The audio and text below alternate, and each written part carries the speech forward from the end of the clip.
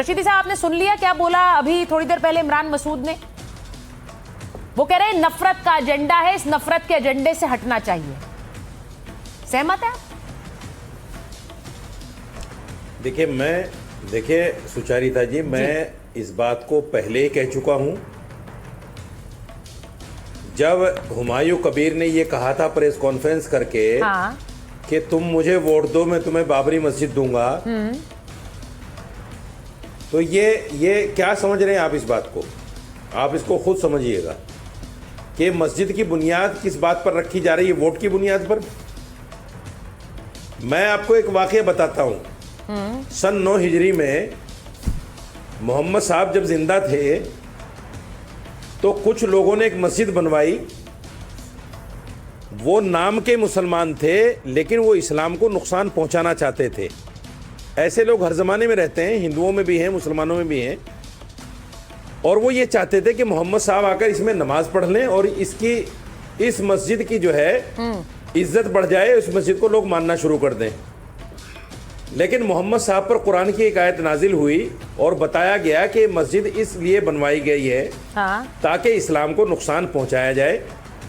तो आप जब जंग से वापस आए, आपने उस मस्जिद को तोड़वा दिया। आपने तोड़वा दिया उस मस्जिद को। उसको मस्जिद ज़रार के नाम से जाना जाता है आज भी। देखिए रशीदी साहब, मस्जिद ज़रार। साहब, मैंने आपसे सवाल पता है क्यों पूछा? मेरे 2 पॉइंट हैं, क्योंकि आप मेरे शो पर जितनी बार आए हैं, मेरे 2 पॉइंट हैं, सुनिए। मेरे शो पर जितनी बार आप आए हैं, आपने ये कहा है कि बाबरी, देखिए ये जो हुमायूं कबीर है ये वोट के लिए बना रहे हैं, आपने बिल्कुल कहा है। लेकिन साथ ही साथ आपने ये भी कहा है कि दिक्कत क्यों है, अगर वहां बन रही है एक नई बाबरी तो लोगों को प्रॉब्लम क्या है, ये भी तो आप कहते हैं।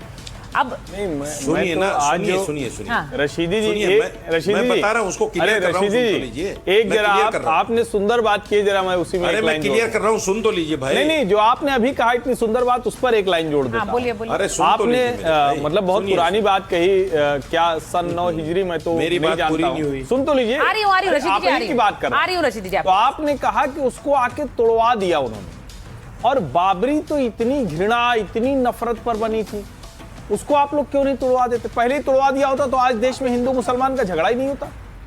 इतने सालों तक आप लोग तमाशा मेरी सुनिए, मैं बता रहा हूं। मस्जिद तो मंदिर तोड़, मैं बता रहा हूं। अरे सुनो भाई, बात मेरी पूरी नहीं हुई। मेरी बात पूरी करिए। बात अभी बची है, बोल दीजिए। मुझे लगा आपने सुप्रीम कोर्ट का फैसला सुना है?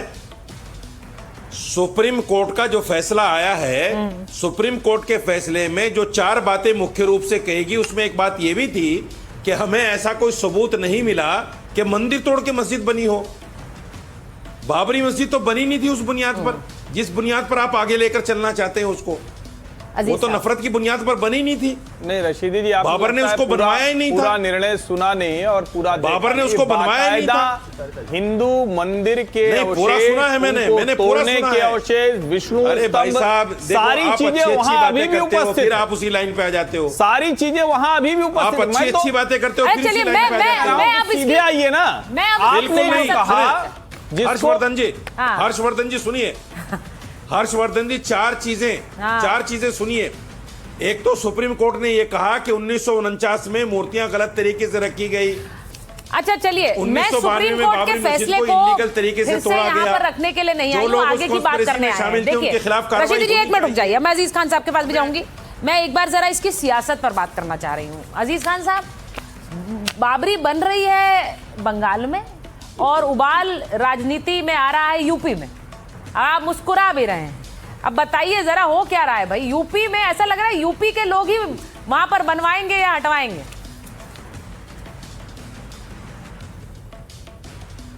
देखिए सुचरिता जी, सबसे बड़ी बात यह है कि बाबरी पर ना उबाल यूपी में है। भाई इको आ रहा है, प्लीज ठीक कर दें। ठीक करिए। बाबरी पर उबाल जो है वो ना यूपी में है और ना बंगाल में है, कहीं कोई उबाल नहीं है। उबाल है तो देश के संसद में है, और जो संसद में जो उबाल है उसका असर दिख रहा है कि अचानक बाबरी आ जाती है और अरे बाबरी तो बहुत दिन पहले आ गई, तय हो जाता है। 22 किलोमीटर की बात हो रही है। अरे सुनिए ना मेरी बात, आज थोड़ी आई, इतने महीने हो गए हम बाबरी पे बात कर रहे हैं। आज ये सरकार, अरे सुनिए ना। हाँ बोलिए। अरे तो कई महीने से सरकार लगी है इस काम के लिए। अरे सरकार लगी है इस काम में। घेरे में बहुत पहले से। ओहो, बाबरी सरकार बनवा रही है। अरे सुन लीजिए ना, बताइए ना। अरे सुनिए ना, आप बताइए ना। सुनिए, सरकार लगी हुई है, मेरी बात सुन ले। अरे सुचिंद्र, मैं वही बता रहा हूँ। देखिए सरकार जब सारे रास्ते उसके बाद बंद हो जाते हैं, ठीक, तो उसको क्या दिखता है? इसी तरीके की चीजें दिखती हैं। अच्छा। लेकिन एक बात आप समझिए, जो आज सवाल है, जो देश सवाल पूछ रहा है, जो ट्रेड डील हुआ है, उस पर सवाल देश पूछ रहा है और पूछेगा। आप बाबरी लेके आ जाइए, हुमायूं कबीर को लेके आ जाइए। नहीं अजीज जी, अब आप ये सुनिए ट्रेड डील। आप कोई और मुद्दा कहते हैं तो मैं मान लेती, लेकिन ये बाबरी का मुद्दा इतने दिन से चल रहा है, हुमायूं कबीर इतने दिन से आ गए, अब आप कह रहे हैं संसद से डिफ्लेक्ट करने के लिए आ गए बाबरी लेकर। ये कोई मानेगा क्या शिवम? आप लोग संसद से ध्यान भटकाने के लिए बाबरी लेकर आए, बाबरी तो आप ही बनवा रहे हैं। देखिए सुचारिता, ये किसी धर्म विशेष के लिए नहीं है, पार्टी विशेश के लिए भी नहीं। हाँ। लेकिन ये जो रेडिकलाइज्ड लोग हैं ना, और खास तौर पर ये जो कट्टरपंथी हैं, ये इस देश की शांति को खा गए। 1947 में जब ये देश आजाद हुआ था, इस देश के पास लड़ने का, हिंदू मुसलमान को एक दूसरे से लड़ने भिड़ने का कोई दूसरा मुद्दा था ही नहीं। इस देश के पास कोई एक ऐसा नेता भी नहीं था जिसको पर्टिकुलरली किसी एक धर्म की साइड लेनी थी। लेकिन उस रेडिकलाइज्ड और उस जितने भी जिहादी मानसिकता वाले लोग थे, इन लोगों ने इस देश की शांति खत्म कर दी और उस आधार पर कई सारी पार्टियां बन गई।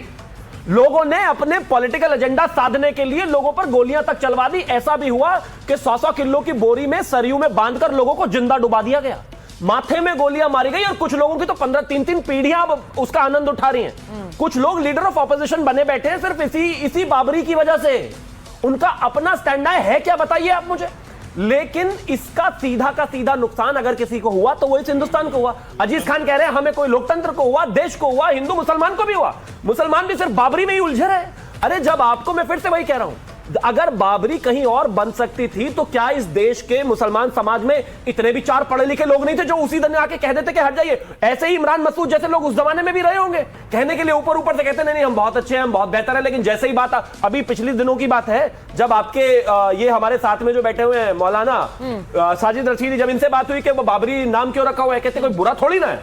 मतलब दोनों तरफ नहीं खेल सकते आप। विषय बहुत साफ है, यहां पर बाबरी को मौन समर्थन सबका है। हाँ। कहना कोई चाहता नहीं है। नेशनल टीवी पर सब आकर झूठ बोलते हैं, हिपोक्रेसी दिखाते हैं, बट सच्चाई ये है, टीएमसी हो, चाहे अखिलेश यादव हो, चाहे इसके अलावा जितनी भी ऑपोजिशन पार्टी हो, हर एक पार्टी चाहती है। नुकसान है ना शिवम, टीएमसी को नुकसान, उनके मुस्लिम वोट नहीं बढ़ रहे वहां पर। आप कह रहे हैं टीएमसी चाहती है बाबरी में। और अगर इसका दूसरा एंगल ये हो कि मुस्लिम पहले से ही उनसे नाराज हो, वो छिटक रहे हो, तो उसके लिए एक दूसरा फ्रंट खड़ा कर दिया कि आने वाले समय में जब जरूरत पड़ेगी किसी को। ये बिलीवेबल नहीं है, बिलीवेबल नहीं है। वो छिटक रहे हैं इसीलिए उन्होंने प्लांट कर दिया।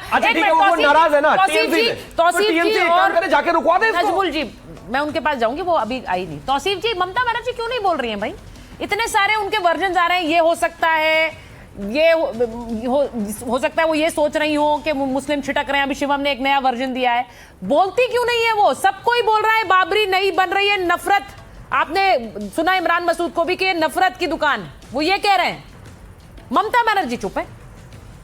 सुचरिता जी, अभी एक प्रवक्ता ने कहा कि बाबरी को सबका मौन समर्थन है। हाँ, शायद वो अपने बारे में कह रहे हैं, अपनी पार्टी के बारे में कह रहे हैं। कैलकाटा हाईकोर्ट ने तो मौन नहीं, ओपन समर्थन कर दिया। हाँ। 8 सितंबर 2025 को कैलकाटा हाईकोर्ट का ऑर्डर आया। ये जो 6 दिसंबर को ये जो बाबरी की नींव रखने जा रहे थे, ये जो प्रोग्राम हो रहा था, जो पहला प्रोग्राम था, उसको कैलकाटा हाईकोर्ट ने रोक नहीं लगाया। मामला कोर्ट में गया और कैलकाटा हाईकोर्ट उसमें रोक नहीं लगाया। अच्छा, कैसे, क्यों नहीं रोक लगाया? क्योंकि ये है कॉन्स्टिट्यूशनल राइट। वो कहते हैं हुमायूं कबीर, जो कि बीजेपी के टिकट से वो इलेक्शन खड़े हुए थे, वो हार गए, तो अब वो अपना नया पार्टी बनाते हैं। और वो कहते भी है कि वो इस चुनाव के बाद बीजेपी को समर्थन करेंगे सरकार बनाने में। उनका ऑन रिकॉर्ड है, मैं आपसे अनुरोध करूंगा आप वो वीडियो भी चला दीजिए। उन्होंने बाइट में कहा भी है कि बीजेपी को समर्थन करेंगे सरकार बनाने के लिए। उन्होंने कहा मैं किंग मेकर बनूंगा। नहीं, एक मिनट। उन्होंने कहा मैं चुनाव के बाद किंग मेकर बनूंगा, और उन्होंने ये नहीं कहा मैं बीजेपी को समर्थन करूंगा। उन्होंने कहा मैं किंग मेकर बनूंगा, मेरे समर्थन के बिना सरकार नहीं बनेगी। आपको अनुरोध कर रहा हूं, मेरे समर्थन के बिना सरकार नहीं बनेगी। बोला है क्या ऐसा? ये बोला आप सरकार बनाइए। इन्होंने कहा जनता माफ नहीं करेगी आपको, आप उनके साथ विरोध में सारा जीवन हमने इस बात का दंश सहा के हमने बाबरी तोड़ दी, हमने राम मंदिर बनाया, अब हम बाबरी भी बना रहे हैं क्या? कोई तुम नहीं। सुप्रीम कोर्ट लेकिन कहता 22 है जनवरी कि अभी बाबरी मस्जिद को 1922 अभी इन्होंने कहा कि हाई कोर्ट ने क्लियरेंस दिया बाबरी मस्जिद का, इसलिए बाबरी मस्जिद बन रही है। 22 जनवरी 2024 को ममता बनर्जी ने मर्यादा पुरुषोत्तम भगवान श्री राम के मंदिर का कड़ा विरोध किया और उन्होंने कहा कि ये एक चुनावी स्टंट है और उन्होंने इसके खिलाफ सर्वधर्म संभाव रैली भी निकाली। वो भी तो सुप्रीम कोर्ट ने बनाया था, उसके तो समर्थन में नहीं आई वो। मतलब श्री राम मंदिर का विरोध है लेकिन बाबरी का समर्थन है। अब मैं एक मिनट मैं बंगाल से आते हैं जमीयत उलेमा हिंद के मोहम्मद नजमुल हक साहब, मैं उनके पास जा रही हूँ। हक साहब, मैं थोड़ी देरी से आ रही हूँ, उसके लिए माफी चाहती हूँ। आपसे पूछूंगी, आपको क्यों लगता है ममता बनर्जी चुप है इस मुद्दे पर? वो क्यों नहीं बोल रही हैं? आपको लगता है बाबरी सही है, जो नई बाबरी हुमायूं कबीर बना रहे हैं? मैडम, आपके माध्यम से हमारे मुर्शिदाबाद की तरफ से तमाम पैनलिस्ट को सलाम और आदाब। पहली बात यह है कि देखिए, बाबरी मस्जिद एक दीन या धर्म के मामला है। इसमें ममता बनर्जी क्यों बोलेंगी? अगर उनको बोलना है लॉ एंड ऑर्डर, अगर अमन चैन यहाँ खत्म हो जाए तो ममता बनर्जी को बोलना चाहिए। अच्छा, अगर अमन चैन ठीक रहे तो ममता बनर्जी की क्रेडिट होगी। मस्जिद बनना सही है या नहीं बाबरी के नाम से, ये धर्म का मामला है। इसलिए धर्म के जो स्कॉलर है, स्पेशलिस्ट है, थियोलॉजिस्ट है, उनको बोलना चाहिए। और आप जो पूछ रहे हैं नफरत वाली बात, आप जो नफरत वाली बात पूछ रहे हैं जी, त्यागी जी और वगैरह जो हैं, हाँ। अगर इसके ऊपर हेट स्पीच ना हो, जैसे योगी आदित्यनाथ जी ने कुछ कहा, हमारे यहाँ अरविंद सिंह ने कुछ कहा और शुभेंदु अधिकारी ने कहा कि हम तोड़ देंगे, ये हेट स्पीच इसको बंद कर दीजिए। अगर इसको बंद करना है तो कोर्ट, सुप्रीम कोर्ट हो या हाई कोर्ट हो, उसका सहारा लीजिए। नहीं, ये बाबरी सही है कि गलत है? ये बननी चाहिए कि नहीं बननी चाहिए? पहले ये बता दीजिए जल्दी से, बननी चाहिए नहीं बननी चाहिए? इसमें तो इसके ऊपर तो हमारी खुलासा स्पष्ट बात है कि मस्जिद बने, किसी जगह भी बने, इसमें किसी का भी कोई प्रॉब्लम है नहीं। लेकिन 6 दिसंबर, अच्छा, अब वो हेट स्पीच की बात कर रहे हैं। और बाबरी नाम से बनाना ये सही नहीं है, हमने समझा। बाबरी नाम से बनाना सही नहीं, मस्जिद, ये तो मुझे लगता है सभी कह रहे हैं। मस्जिद बनाने का तो हक सबको है, कोई भी इसको कोई गलत कह ही नहीं सकता है, ये तो गलत ही नहीं कह सकता। नहीं, लेकिन उन्होंने शिवम एक बात बोली है और मैं चाहती हूँ हर्षवर्धन जी भी इस पर रिस्पॉन्ड करें। उन्होंने कहा हेट स्पीच दी जा रही है। मैं एक बार जरा केशव प्रसाद मौर्य का बयान सुन पढ़ा रही हूँ, बाबरी मस्जिद बन भी गई तो टिकेगी नहीं, ये हेट स्पीच है क्या? बिल्कुल नहीं, कानूनी रूप से हटवाएंगे। वो कह रहे हैं कानूनी रूप से हटवाएंगे, बिल्कुल। तो मतलब आप मुर्शिदाबाद में भी अगर एक बाबरी बनेगी तो आप कानून का सहारा हटवाएंगे, होना ही नहीं। देखिए, मैं एक चीज कहना चाहता हूं, मैं इस देश के सुप्रीम कोर्ट कानून सभी का समर्थन करता हूं, सम्मान करता हूं। जो वो कहेंगे हम उसी को मानेंगे, देश उसी तरीके से चलेगा, संवैधानिक दायरे में रहते हुए सब कुछ ठीक है। लेकिन बस इसी के साथ मैं एक राइडर ये ऐड कर देना चाहता हूं कि जब बाबर यहां पर आया था, मुझे पूरी उम्मीद है उसने भी किसी कोर्ट से, किसी कचहरी से, किसी परमिशन से, किसी डीडीए से, एमडीए से कोई परमिशन लेके मस्जिद नहीं बनाई थी। इतना चहकने की आवश्यकता नहीं है, मैं कोर्ट के हिसाब से ही काम करूंगा। अब आगे बिल्कुल संवैधानिक दायरे में रहते हुए संविधान के तहत, अदालतों के तहत ही कार्रवाई होगी। लेकिन एक हिंदू धर्म के लोगों की एक बेसिक अंडरस्टैंडिंग ये कहती है कि उनको अपमानित करने के लिए जो आप ये बाबरी का निर्माण कर रहे हैं, ये बिल्कुल इस देश में नहीं होनी चाहिए, रहनी चाहिए, ना रहेगी। ये मेरा संवैधानिक दायरा है और मेरी फ्रीडम ऑफ स्पीच है, ऐसा हम मानते हैं।